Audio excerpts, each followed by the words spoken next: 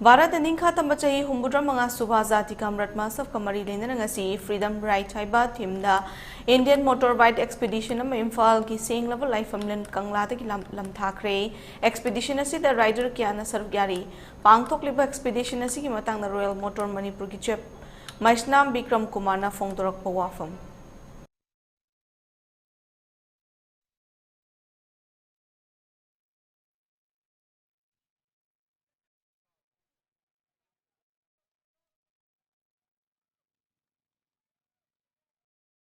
Manipur state represent तौरगा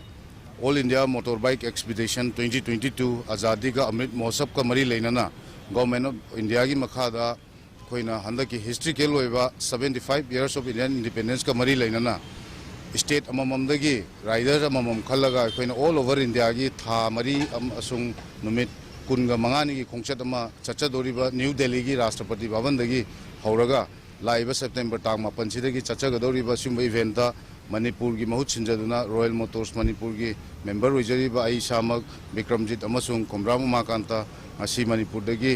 नुंसीजरबा अखोगी club की member सिंगना फ्लैग होप तौबिदुना ngasi हाइरिबा कैनोसिदा आजादी का अमृत महोत्सव का मरी लेना सिंजरिबा all India motor bike expedition 2020 सरुक यानबा हैना अखोई सेम सादुना चनबा कैनो तौजरी हाइपा